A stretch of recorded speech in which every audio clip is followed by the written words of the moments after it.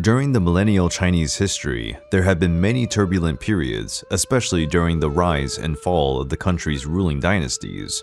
There were many wars between Chinese kingdoms and against external enemies, who sought to invade China's fertile lands and plunder its splendorous cities. Many renowned warriors became legendary for their military conquests.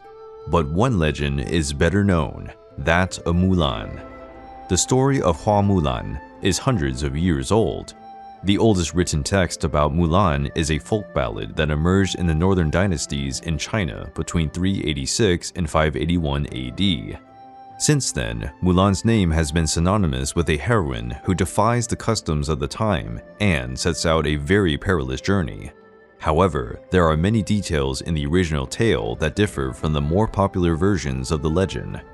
Mulan was originally part of the semi-nomadic Xinbei people, with cultural ties to the early Mongols living in northern China.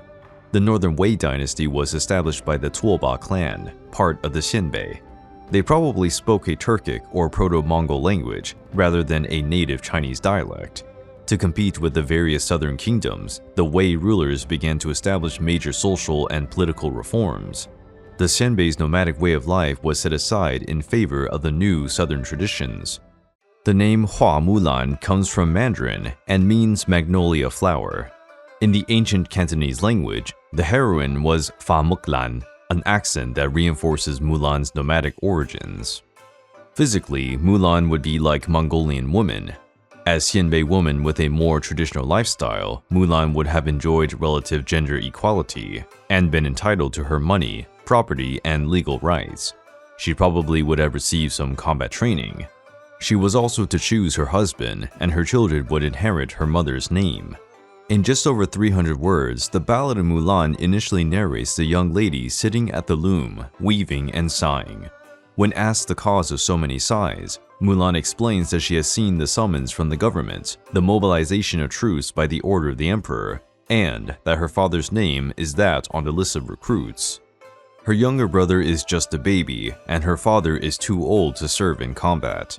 Mulan tells her family that she will take her father's place, as she is already well versed in martial arts, horseback riding, and archery. She decides to buy a horse and equipment, heading off to war. Since women were not allowed in the army, Mulan disguised herself as a man and fought as bravely as any male warrior. Contrary to some modern adaptations, Mulan did not fight against the Huns, but reportedly participated in the fight against invaders from the Mongol Rouran state, a conflict that lasted about 12 years.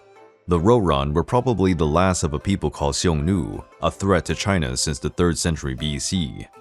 After more than a decade of warlike conflict, Mulan survived and was rewarded by the emperor for her heroism. She was given the position of government minister, as she was still posing as a man, but she refused any reward and asked only for a fast horse to head home.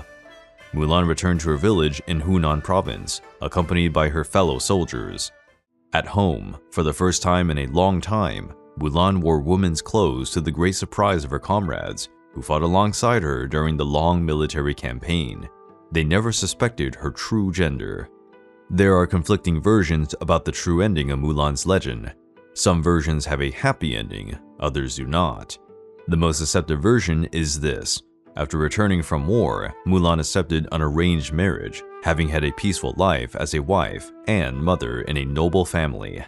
Another version says that Mulan could not forget the horrors of the war. She lived in isolation and was haunted by her experiences on the battlefield. There is a third, even darker version. Mulan committed suicide to avoid the shame of becoming a concubine in the emperor's harem. The legend of Mulan and her dedication to her family and country are rooted in Chinese folklore. The tale has existed for so long that historians have worked to determine whether Hua Mulan was a real person or a Chinese mythological figure. So far, there is no historical evidence that Mulan ever existed, but her legend continues to captivate people around the world who are inspired by Mulan's courage, filial kindness, and resilience.